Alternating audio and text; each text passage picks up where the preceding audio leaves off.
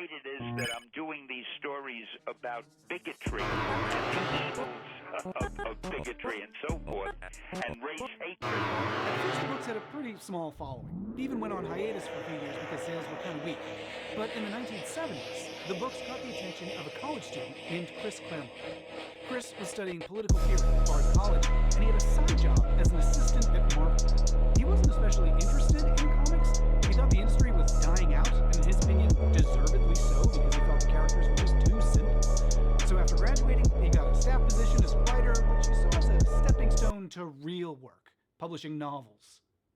But then, he heard talk around the Marvel office about reviving the X-Men.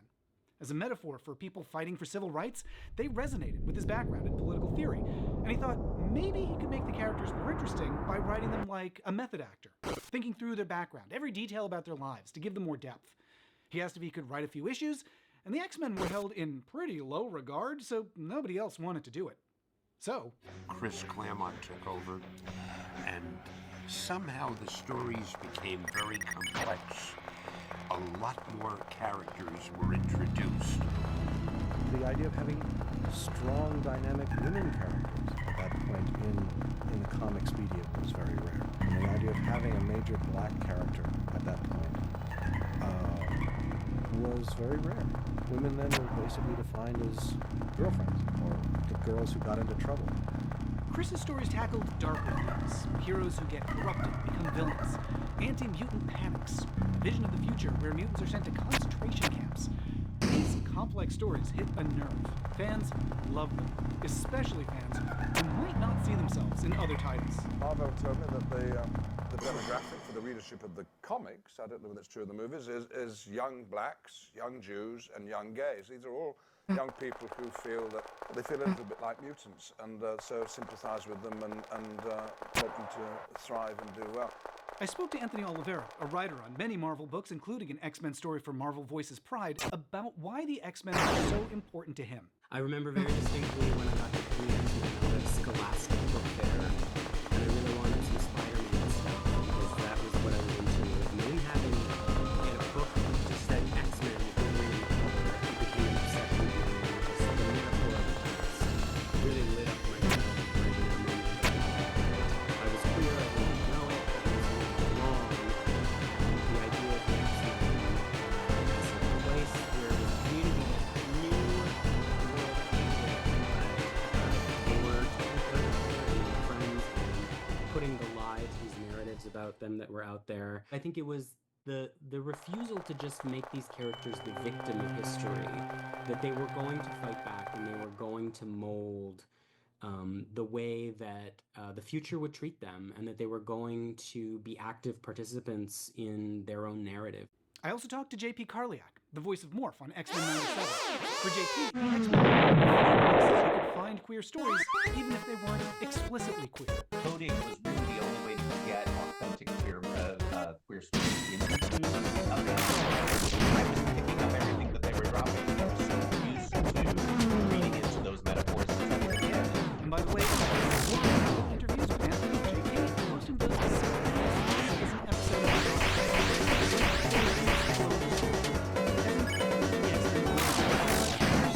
stories were so good, fun, and exciting, the books were also a mainstream hit.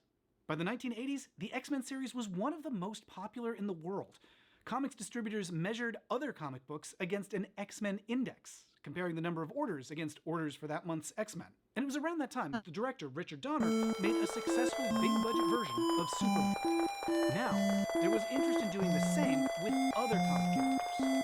But getting the X-Men onto screens was an especially bumpy road. One of the first attempts was in 1984 by writers Jerry Conway and Roy Thomas. They'd earned some nerd credit for writing scripts for Conan. I suppose nothing hurts you. Only pain. And they took a pass at an X-Men script that is very different from what you might expect. In this version, Xavier is an action hero rather than using a chair. The main villain isn't Magneto, but Carmilla, a mutant who eats humans and is based on a 19th century lesbian vampire. The heroes battle giant floating Easter Island heads that shoot lasers, and the film's climactic battle hinges on the X-Men incapacitating an opponent by fire.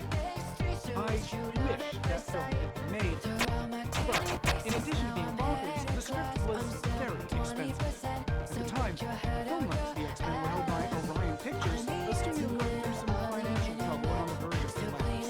In fact, Orion's troubles were so bad, here's what he was describing to the Oscars around the time.